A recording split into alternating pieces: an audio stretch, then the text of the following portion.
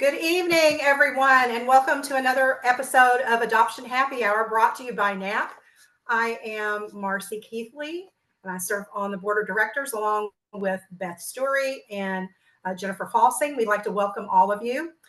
We are the National Association of Adoptees and Parents, where it is our mission to elevate our diverse voices by promoting dialogue, understanding, and healing through education, awareness, and connection. So we're so excited that so many of you have decided to join us this Friday night. And before we introduce this evening's guest, we've got some housekeeping items and a couple of announcements. We do want to remind everyone that this is a public meeting with no guarantee that information or identity is confidential. Portions of this event are recorded and may be shared on our private happy hour group on Facebook and on our YouTube channel. So if you do not follow us on Facebook, make sure you go to Adoption Happy Hour and do so, because that's where Monica's replay will show up. Please remain on mute, raise your hand on screen or the virtual hand to be recognized. You may post your questions or comments in chat. Also, if you are experiencing a serious mental health event or suicidal thought, please contact a licensed professional or the National Suicide Prevention Lifeline by dialing 988. We also want to mention to you this evening, we want to give an additional trigger warning, because this evening's guest will be speaking about sexual assault. So for those of you that may find this troublesome, we wanted to give you the heads up. What we have next, Beth? This is a quick overview of our regular programming. We have happy hour the first and third Friday of each month.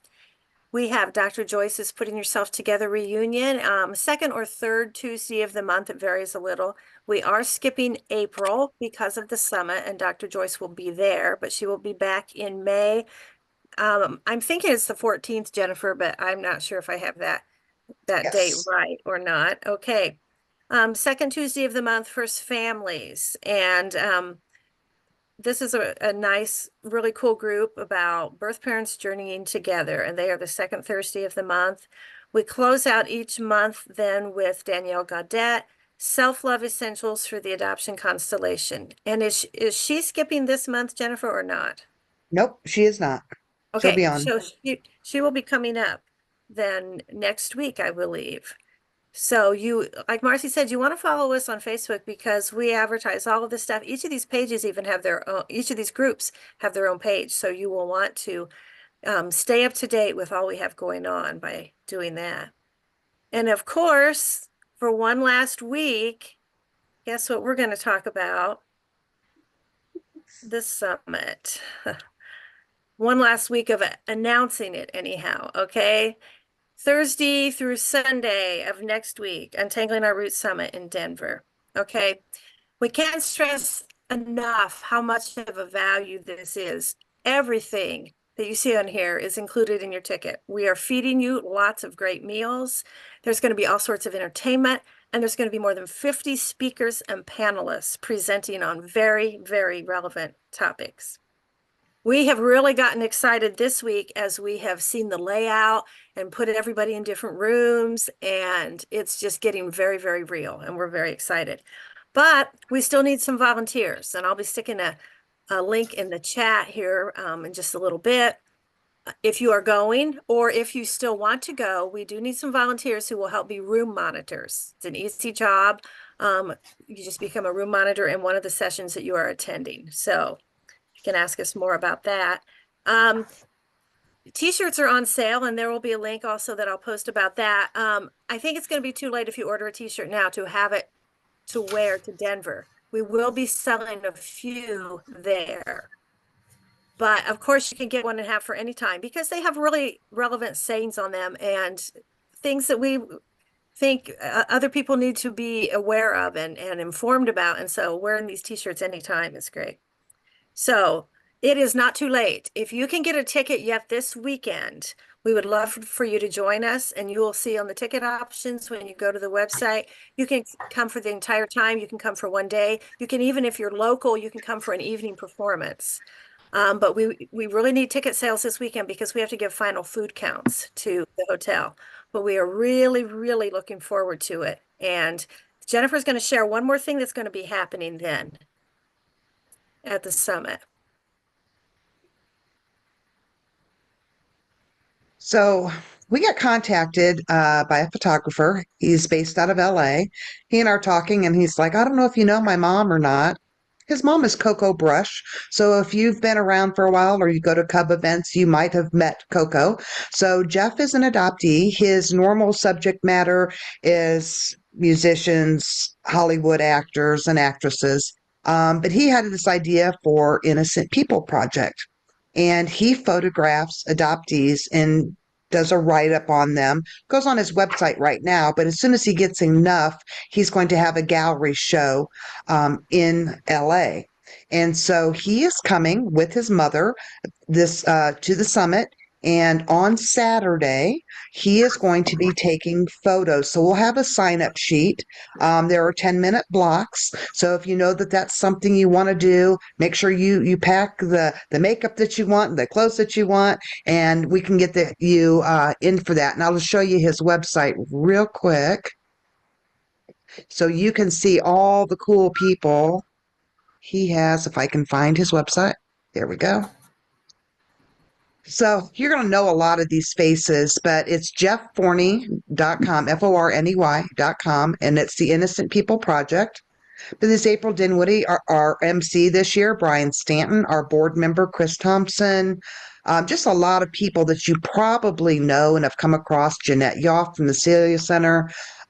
So there's a lot of really cool people that are in here. You can read their stories if you don't know about them. And definitely you can sign up to have him take your photograph. So I hope we've enticed you to come. If you still were waffling, there is still time, and those links will get in the chat right now. And that's it for me. And for me. Wonderful. Well, thanks, guys. Okay, now it's time to meet Monica Hall. Monica, go ahead and take yourself off mute. I'd like to share a little bit about Monica before we start. She is a speaker, a writer, a coach, and an entrepreneur.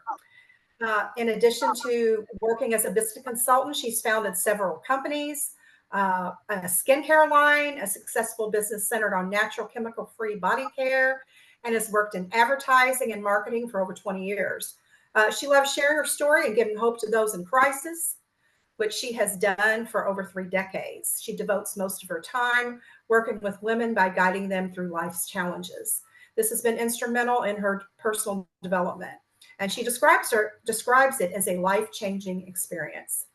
Freely giving her time has helped her to shed a self-centered worldview and gain new insight into human motivation and interactions. So we would like to welcome Monica Hall to Adoption Happy Hour. Welcome, Monica. Thank you for having me. We're so excited to have you here. Yeah, and thank you for all you do for us. You know, that's just a lot of work that you guys do to make the connections. And you know, the Tangling Our Roots Summit, I'm super excited about that. So yeah, that's right. Monica's going to be at Denver, guys. So you'll have the opportunity to meet her there as well. If you haven't signed up yet, there's still an opportunity to do that. So we're anxious to see as many of you as we can. And those of you that have my book or have read my book or have it with you, bring it and I'll sign it. Okay, so let me get started here. I just recently finished a memoir. It took me 8 years to write. And I'll kind of start there. My daughter, who's 38, she was visiting 2016. She was pregnant with my 8-year-old grandson. And she said, Mom, I think you should write a memoir. I'm like, okay. And, you know, it's funny because I have been carting around boxes of my old journals from like the 70s, my mother's journals. I mean, I've kept everything. I had appointment books as early as 1973. So, and I must have sensed that that I was going to write this, but I never thought that I would ever be able to do something like that. And I struggled with really low self-esteem for many years, and I had a lot of trouble in school. I just had ADD. I couldn't pay attention, and I just felt really stupid, really. And so I didn't go to school. I mean, I cut all through high school and cheated. Just not a good thing to do if you want to be a writer. And so this was a really big undertaking for me. And how I've dealt all my life with hardship, or I guess it would be trauma, is I push it down or I roll over it. And one of the things I discovered many things over the last 8 years, but one of them was that, and it was really surprising to me, because anybody that knows me knows I'm strong. That's the first thing they'll say. Oh, Monica's really strong. My daughter said it. Mom's really strong, you know, and I am. But how I've dealt, you know, we all have survival strategies. And one of mine, what I didn't realize, is total denial. Like, there was so much denial that I couldn't, I always made excuses for people, especially people that I loved, like my mom and my dad. And I was adopted in 1957 out of Edmonton, Alberta, Canada. I was in a foster home. I was about 4 months old, and don't really know any of that, what happened there, but I was in a home with about 11 babies. One wasn't expected to live, and one foster mother. So I was taken to Alaska, where I was raised. So I was raised in Anchorage, Alaska, and that's all I knew. I didn't know. I'd never seen a snake. We didn't have fireflies. There were no oak trees. There were no weeping willows. You know, there were scrub pines and cold and drizzly summers and slush and breakup and really long winters and really bright days, you know, during the summer. And so that's just how I grew up. I didn't know any different. And I knew that I was adopted because my mom told me stories when I was little, you know, like bedtime stories, as probably early as I could remember, you know, probably 3 or 4. And she would tell me how I was special, and that how my other mother loved me so much that she wanted me to have a mommy and a daddy, and that she was selfless, and that that I was a gift, you know, that whole scenario. And so I didn't know any different. So I didn't really think about things like that. And we didn't have a lot of friends around. My parents were older. My mom was 32 when they got me, and my dad was 42. So my dad would be at over 100 years old right now if he were still alive. And they, you know, they grew up through the Depression and had horrific lives.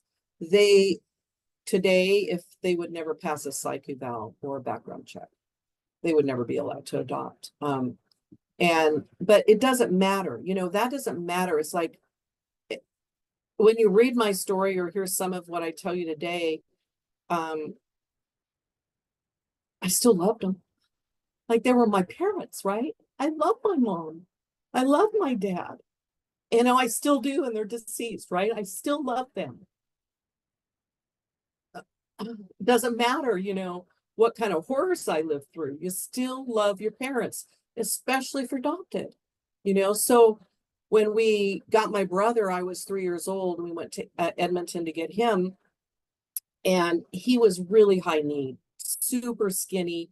He'd been sleeping through the night at 3 weeks old. He was very, very sensitive. In fact, my brother now lives with me, and he never moved out of my mom's house. I was just over there earlier today. I just sold the house. It's been sitting there. She's been gone for 4 years, and it needed everything. It was trashed. You know, he had a meth addiction for 15 years. There was the worst codependency.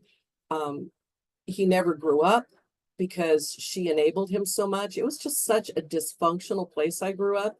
My father was, he was a salesman. He was so jealous of my little brother and put him down every second of his day, and he favored me, which had its negative parts as well. So when we got my brother, my mom just dropped me. You know, he needed her. I was apparently didn't, but I did need my mom, you know. And so I was jealous of that little baby, and And so we had nuns and priests visiting all the time. We were very Catholic. I was named Mary Monica after the Virgin Mary, and an aunt who was a nun. And we never had family in Alaska because people go to Alaska to, there's no family up there. Most people go up there and, they go up to start new or to hide or for adventure. My dad went up for business, probably for gambling and prostitution. Now I realize, and my mom was he got her when she was 15. He saw her walking in town. He knew that she was a virgin, and that's why he wanted her. And so my mom was very compliant and went along with everything my dad did, and she stayed home with us kids and was overprotective in my not so humble opinion. And I'm a free spirit. I'm not like them. I was nothing like them. And I didn't really understand that. I didn't understand that I was not like them. I knew I didn't fit, but I always thought there was something wrong with me. It was something wrong with me that I wasn't smart like my parents. My father won the state spelling bee when he was little. My mother, she had 8th grade education, could do a New York Times crossword puzzle with her eyes shut practically. My brother had an eidetic memory. He could write you a letter backwards and upside down. You had to read in the mirror. He could play any instrument. And I could hardly pay attention in school. And I compared myself right away to everybody at school that was, that they were latchkey kids that had some freedom, which I did not. And they kind of picked on me in elementary school. And something happened, in first grade, I had trouble doing my numbers. And I have this thing where if I get afraid, and you know what it is, it's not afraid. It's terror of being not loved. That's what it is. It's always about being loved. I know now that everything I've ever done is about being loved. And I could not do my numbers. I couldn't transition from like 10 to 11 or 18 to 9. I don't know what it was, but I remember in first grade, I could feel my frontal lobe just shut down out of fear. And then I couldn't get it at all. And it still does that today. I don't hasn't done it for a while, but maybe it's gone. I don't know now that I'm older. But and then in second grade, we had a census. Evidently, it was a census because we had to color in the little circle with a number 2 pencil. It was a very important test. And there was and I couldn't answer these questions because they didn't, I don't know.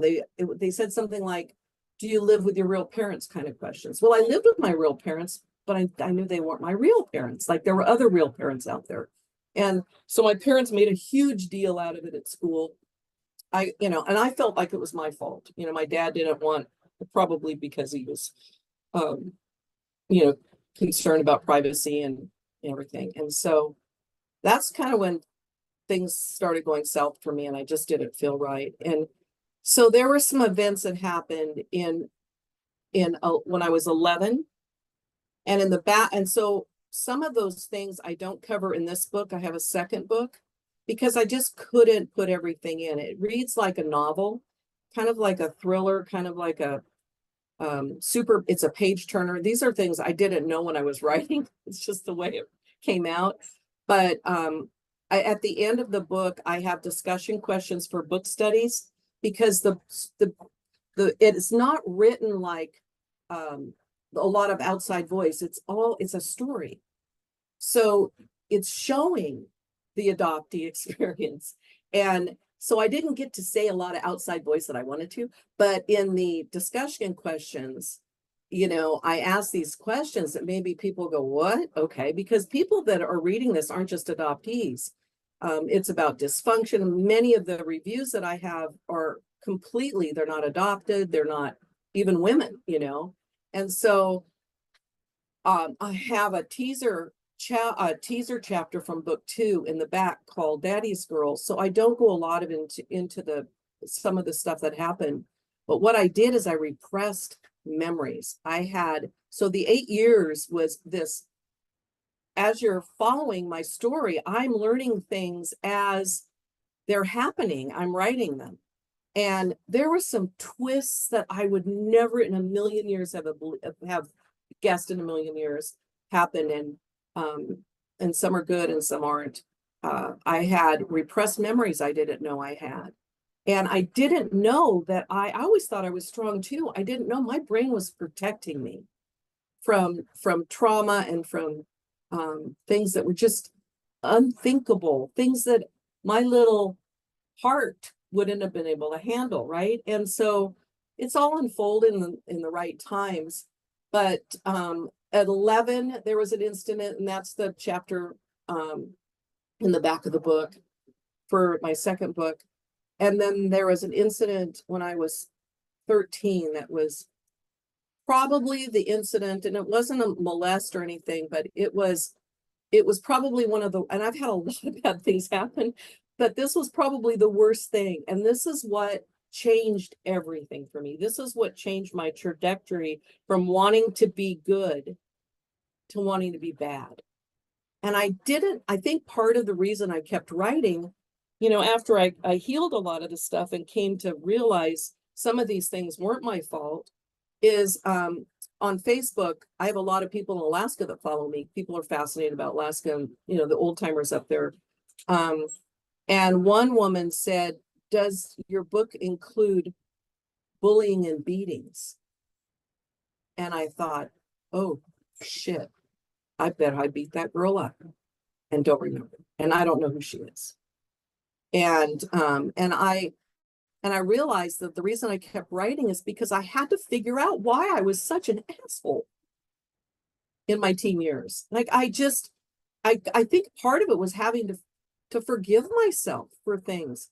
And I do now, because I can see why I had to write it all out so I could see how I ended up like that. Why did I do those things, And so it's been really rough, so part of that. And I just kept going because when I started posting essays on my blog, people would reach out to me with these emails with these really personal things that they've never told anybody. Some of them are men. They're not just women. And love lost or things. And I realized, this isn't just for me. I just need to keep going. And so I have, and I finished. So at 13, there was an incident where I changed into a juvenile delinquent. And then at 14, there was another incident, which was a horrific wire hanger beating. And at 15, it was another. So in 2020, I'm writing, and I start working with, there was something that I wanted to write about that I knew happened. I had some memory, but I didn't trust it.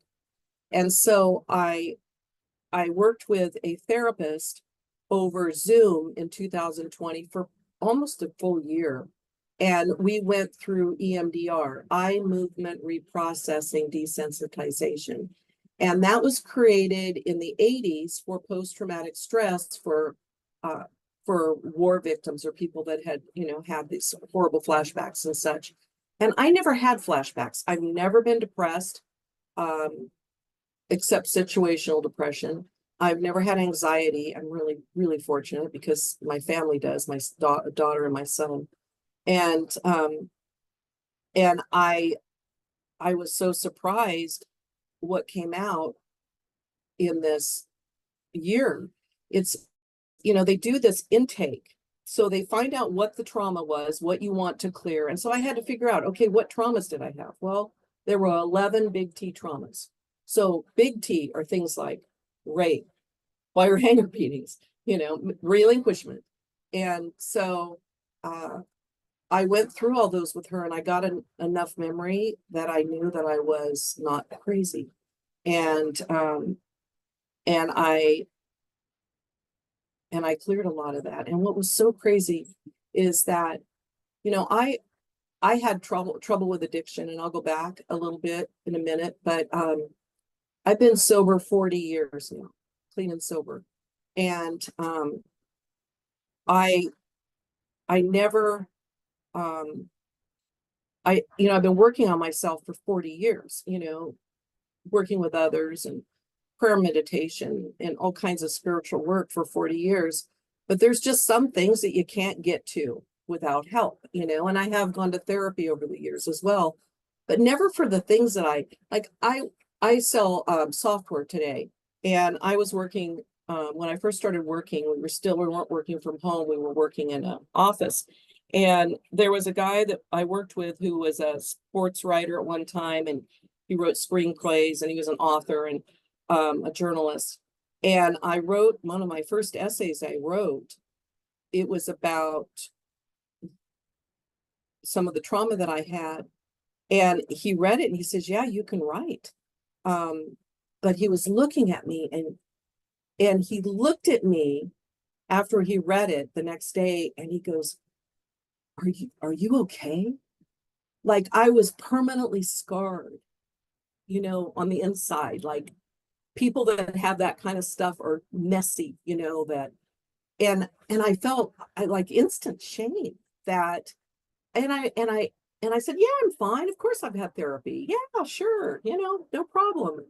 And I went back and I thought about it, and I'm like, no, I never had therapy for the rape. What the hell?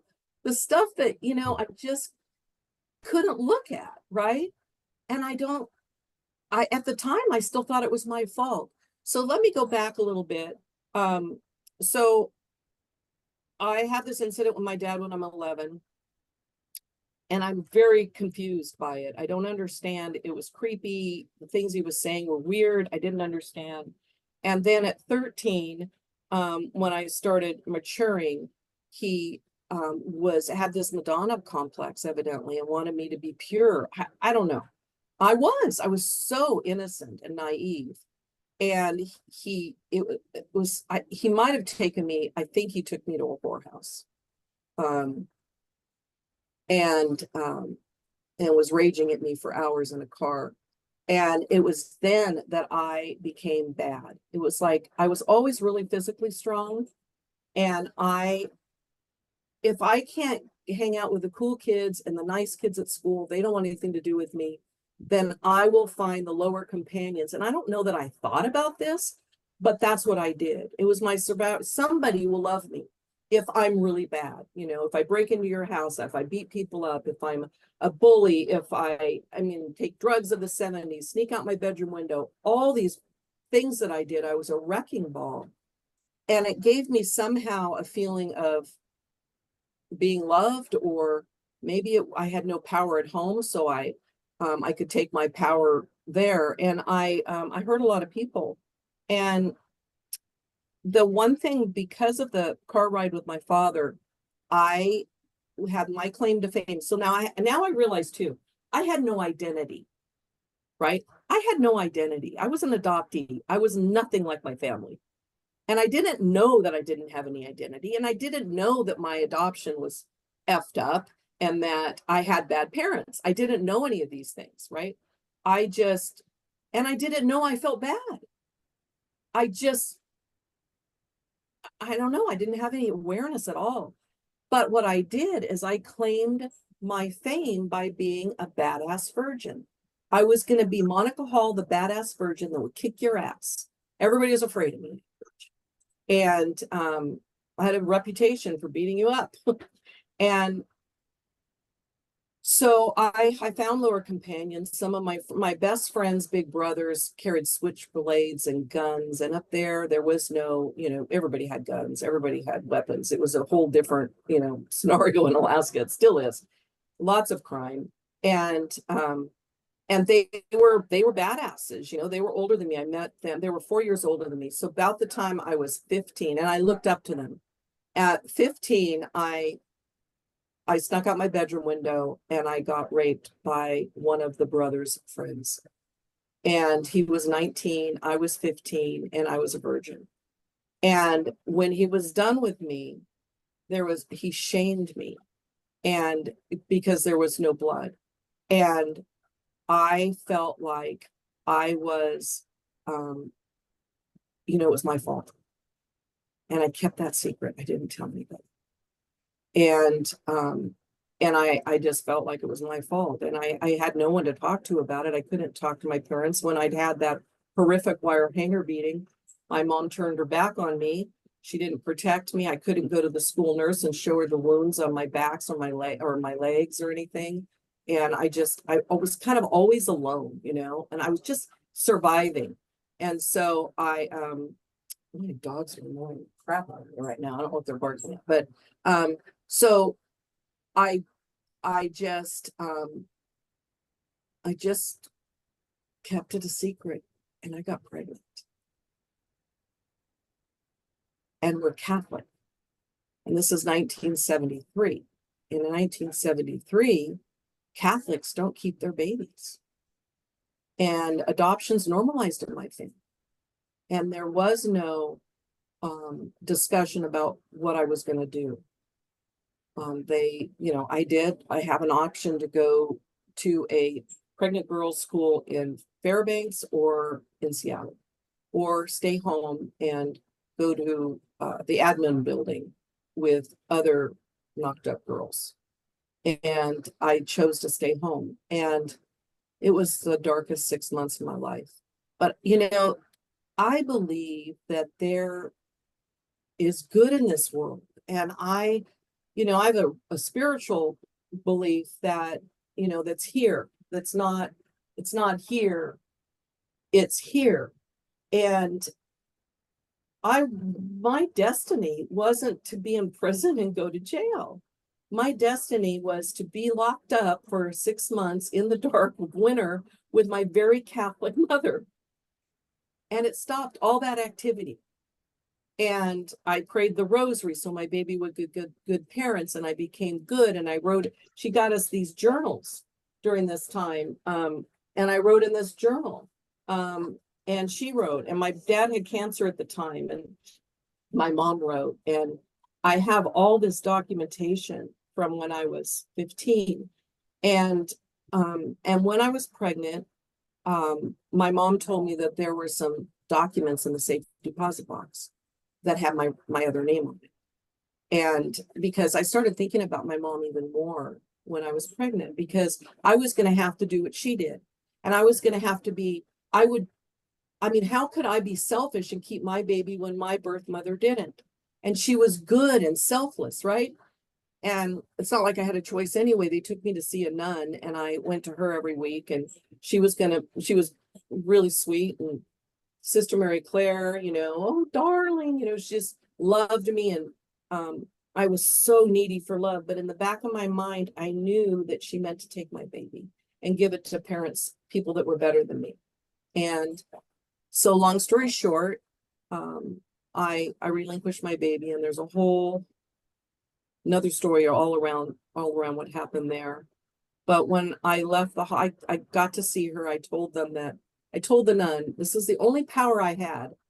I told the nun that I really wanted to see my baby. I was grooming her to let me see my baby. They didn't let you see your baby at the Catholic hospital. And she was my only known relative. She was my only human that was part of me, right? And there was not a choice. I needed to see my baby. And so I did. They let me see her. And they didn't take me, they didn't go to my room like I thought the other mothers. I mean, they put me at the very end of the ward, you know, so far away. I had torn internally, horrific tearing. Took a half hour more to sew me up. I was sore, and all I could think of was seeing my baby, you know. And the nun came to see me the next morning, and I woke up with this overwhelming feeling of dread. I mean, didn't know where I was. I wasn't quite awake, but this felt like the world was sitting on my chest. And then I realized, oh, I'm gonna have to get my baby. And so the nun came, and I said, when can I see my baby? And she said, right now. And Sister Mary Claire was sent away, so there was another nun in her place. And I shuffled like this. I don't know how many corridors I had to go down to see my daughter. And I was there in the hospital 3 days, and she was beautiful. She had dark hair, short dark hair, and just the softest skin. She didn't look like a newborn. And she had a little extra ridge in one of her ears, and she smelled so good. And they take her from me, like visiting hours were over and I, you know, was an inmate or something. And before I'd even signed the papers. So when we left the hospital, I couldn't handle the grief. I felt like I was going to die. Like it was the worst pain I've ever had emotionally. And I was 15, you know, and I remember looking back at Providence Hospital, and this is what I did. I said, I just won't think about it right now. I just won't think about it right now. I just won't think about it right now. And I said that over and over again because it was the only thing I could do. And I stuffed that pain. And I never cried. And I felt like if I cried, I'd never stop, you know? And so we moved down here to the lower 48 to the Sacramento area where I live now, 9 months later. And my dad had cancer. At 19 is when I started drinking, when he died of cancer. And Daddy was the only one that loved me. It was very dysfunctional and very sick. But he was the only one, he praised me, you know, because I was smart and I was outgoing and I was strong and I could beat all the boys at races at the park strip and I could take handfuls of vitamins in a single gulp. And, you know, I wasn't afraid of anything. And he loved that about me. And then when he died, that even though it was really sick, dysfunctional love, I was bereft. And I started drinking and going to the bars, you know, sleeping with everybody, you know, that I could. And it wasn't for the sex. It was so you'd love me. You know, so you'd love me. And nobody ever called, you know. I give them my number and they never call. And I was just a mess at 19. And when I quit drinking for a couple of years because I got really sick with liver disease. I turned yellow from binge drinking and pushing down pain, you know, just pushing it down. I didn't know that that's what I was doing. I just couldn't stand to be me.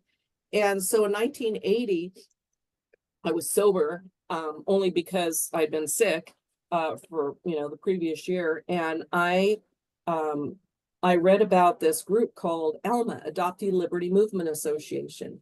And I went to one of their meetings, and then I went to San Jose and I listened to Florence Fisher speak. And I worked with this older couple that had helped their adult daughter find her birth family. And I made this notebook, and it is full of all the correspondence that I did and every single letter. I even wrote Pierre Trudeau. I have my original name in here because my mother did give it to me when I was pregnant, and my name was Gloria Deborah Reed. That's who I was. And I knew my mother was Irish and my father was French, and that he worked in the railroad, and she liked to sew, and she had blue eyes, and I have hazel eyes. And I was trying to understand who she was. She had 6 brothers, and it took me about 3 or 4 months, but I found my uncle and was able to connect with my birth family. And then I went to Canada to see everybody and ended up drinking and using again. And in 1984, back in Sacramento, I hit a bottom. I just wanted to die. You know, the booze wasn't working anymore. The cocaine wasn't working anymore. The guys weren't working anymore. Nothing worked. Nothing made me, I just felt worse. And I was a fighter. I would get 86 from bars for fighting. And I ended up in the fetal position on the floor in my bedroom in a blackout, partly in a blackout after taking a belt to my roommate, allegedly, because I don't remember it. And I just wanted to die. And the next day I called a coworker who had told me that he was sober, and he introduced me to someone that could help. And so I got sober 40 years ago. And, you know, a couple of years in, I'm like, huh, you know, I never cried about that daughter that I talk about all the time, and the one that I'm counting down the years until I can find her. And by then I had enough awareness that not crying wasn't right. There's something wrong with that. And so I thought, well, I should cry. You know, I'm sober a couple of years. I have a new baby, my daughter that's 38 or 39 now. And I dug out my journals and I started reading from when I relinquished my daughter, thinking it would bring some tears. And it didn't. It wasn't deep enough. I couldn't write the depth that I was, you know, I didn't have enough to do that. So I asked my mom, can I read your journal? And of course, she could get there. And I read it. And as soon as I started feeling the tears coming when we said goodbye to her, it was like I could almost just feel the faucet slowly being shut off. And it was gone. I could not access the pain. I had shut it down for so many years that I couldn't access it. So fast forward, she's 18. I can't wait. She's going to be 18 in 6 months. I can't wait. I call Anchorage and I ask for Sister Claire. She's gone. And I tell them I would like to reunify. I didn't know anything about closed adoptions. Reunify with my daughter. And they said, well, write us a letter in 6 months when she turns 18 and we'll forward it to her parents. And if they're open, we'll do the reunification. And 6 months is forever. You know, it's longer than 18 years when you're that close, you know. And so I said, okay, I've got to write a letter to her parents. Oh my God, how horrifying, you know, because I had such shame. And then a couple days later, I mean, a week maybe, I was at my desk and I get a call from Catholic Charities in Anchorage. We're sorry it's taken us so long to get back to you. I'm like, back to me? I didn't expect them to call me. And why? And they said, well, we have a picture here. We have a picture of your daughter. And every single tear that I had held back for 18 years came at one time. It was, I couldn't speak for the first time in my life. I couldn't see to hang up the phone. She had called within a few days of my call with her mother. She lives in Michigan, which they're very closed in Michigan. And they knew that. And so they were starting early, you know, and they didn't know that the adoption was open in Anchorage in Alaska. So we got put together over a bunch of letters and slowly, and it's just beautiful, you guys. I have the letters in my manuscript that I wrote to her parents and the ones that came back and her letters to me. And I knew she was going to look like me. I knew it. I knew she was going to walk like me. I knew she was going to want to find me. I had never a doubt. And people would, you know, started pushing back close to when she was going to be 18. What if she doesn't want to find you? Maybe you should wait. And I just wanted to disown those friends. And she just like me, guys. She looks like me. She walks like me. She talks like me. She, if you can see my screen here, this is my website. And this is the book. And then I have under my media, I have some historical videos. So this is an interview with Mary and I in 1991. And I'm pregnant with my son who's now 30, and she's, I don't know, she found me at 18, so she's probably maybe 19 or 20 here. And it's so sweet. We were interviewed in this really dorky local cable show. And then this video here on the left is, I took my daughter, Mary Claire, the one I relinquished, who's now 50.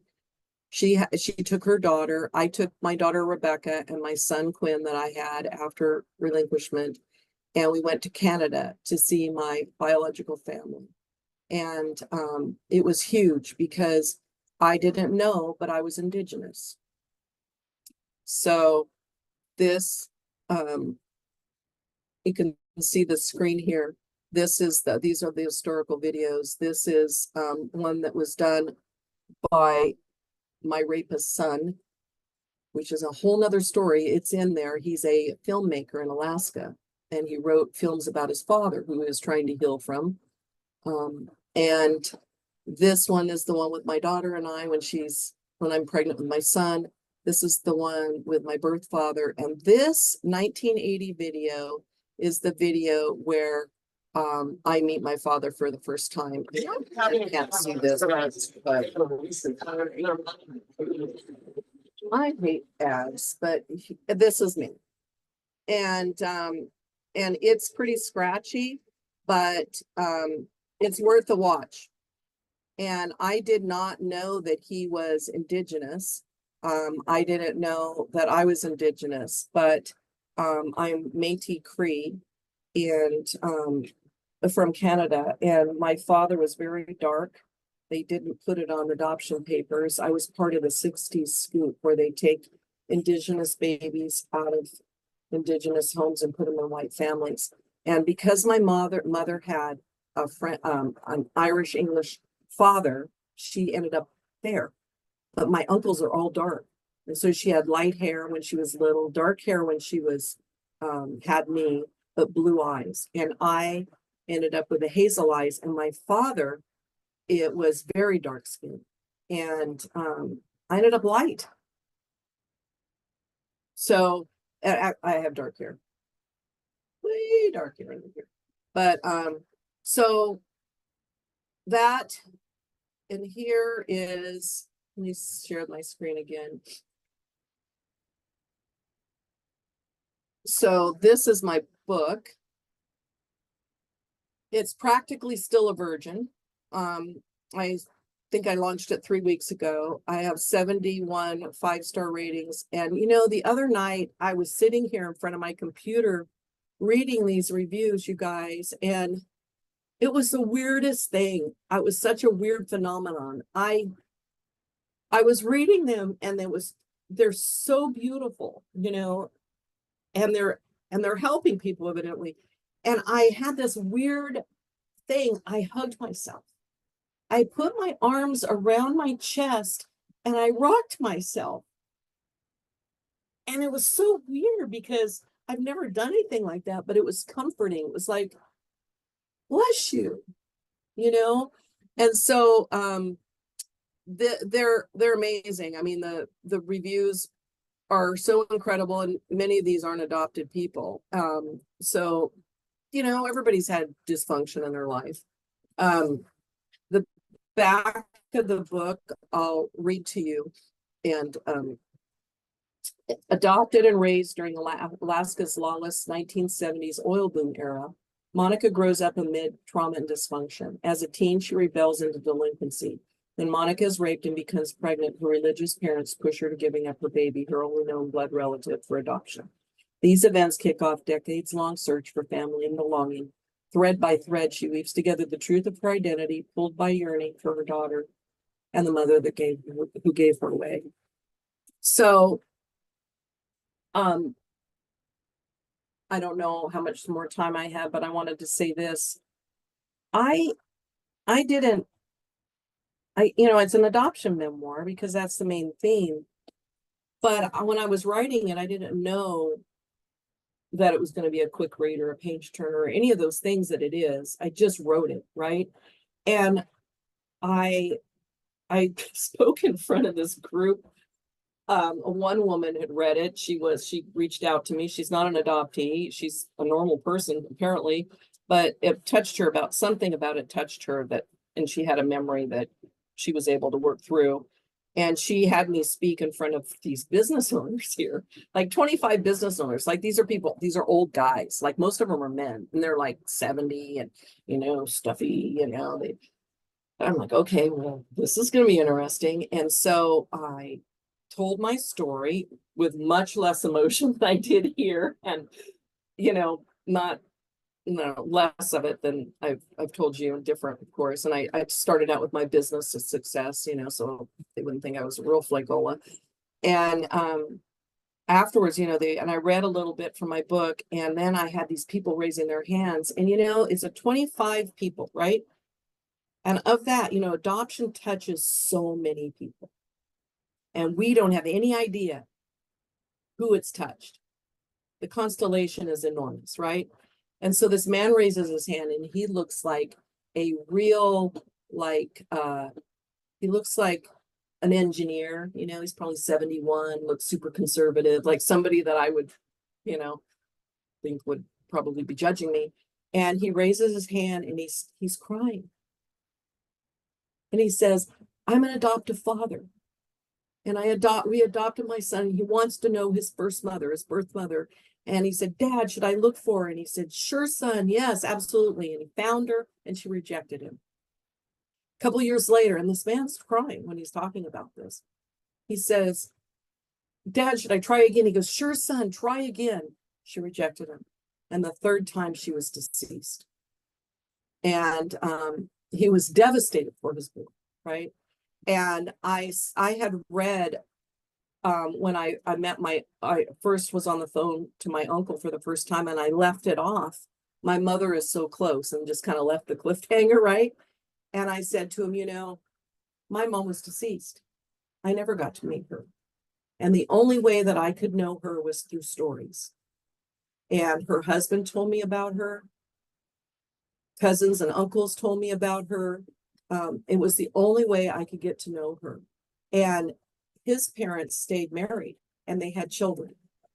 And I said, absolutely reach out and talk to your, because the pain for birth mothers is so great that many can't tap it. Like the secondary rejection I mentioned to him before, and it's like, it's so painful that they'll die. They'll die if they tap it. And sometimes it's a secret and it brings up way too much grief, disenfranchised grief. You can't talk about it. It's shameful. Everybody assumes that because you relinquish, you don't care. Nobody brings casseroles to your house. You don't get a death certificate. There's no funeral. There's just shut it down and move on, right? And so I said, you know, you get his birth father can tell him probably more than his mother would ever be able to tell him, because he could tell her what she was going through and all this. And so another woman raised her hand, and there was hardly any people in there that were women. There was like 3 women, and most of them were over 70. And this one woman, she's probably in her 50s, and she raised her hand. She goes, I was adopted, and everybody here knows my mother, and they love my mother. And then she starts to cry, and she says, but I don't know who I look like. And at the end of that, you know, I was sitting, and the man, when he was leaving, he reached over, he was standing above me and kissed the top of my head here lightly and said, "Bitch." So it's our stories that are going to help you. That's the idea here. And that's why we have these Zooms, and that's why we have podcasts, and that's why we have all these amazing adoption memoirs and books coming out right now. And it's because that's how I had to heal about my parents and the things that they did or didn't do to protect me. Is I had to look back at their life. What did they do? What happened in their life to make them do those things or not do those things? Because hurt people hurt people. And then I was able to have some compassion. So anyway, I've talked a while. Should I stop? What do you want from me? It's almost 8 o'clock, so we're going to get ready to obviously open it up for questions. So no, just your story is it's amazing, and all the things that you have survived through. I mean, I think everyone in the room with us this evening can resonate to some of those things that you've gone through. I mean, the disenfranchised grief that you talk about, and I love the way that you shared how you're using that loss as to help adoptees, because I find that is helpful if they can see from the birth mother perspective. And one of the reasons why Jen and I, when we co-founded this organization, that we wanted the name National Association of Adoptees and Parents, No Qualifiers, because we learn from one another, and we can help one another heal. So it's just all beautiful, Monica. And I'm so excited for the opportunity to read your book. And I think you even want to do a giveaway, right? Absolutely. That we have a winner. Monica's going to give an autographed copy of her book. You want to hold that up again for us, Monica? Look Practically how Still a Virgin. Isn't she pretty? that was me at 17 with a broken heart, and I'm wearing a little crucifix necklace. Yeah, Oh. I love this girl now. I mean, I have pictures of that young girl all over my house because Good that for young you. girl's here. I need to protect her. Yes. You know, Yeah. as a 66-year-old woman, I need to protect her because she's still there. So that's it. We do have a name. Jennifer drew a name. It is Lisa Weintraub. If I'm saying that name right. Is Lisa here? Lisa's got No. She's right down here. She just doesn't have a picture. So we can get with her and then connect her with you, Monica. Yeah, I just need her. She can just message me directly and give me her address, and I will copy that and send her an autograph book. And anybody that is going to be going to the Untangling Our Roots and you want to buy my book, get it and I'll sign it. And it's a quick read. So it's, I mean, people are binging it in 2 days. Who knew, right? Okay, well, so what we're going to do right now, then we're going to go ahead and stop the recording. So who's going to do that?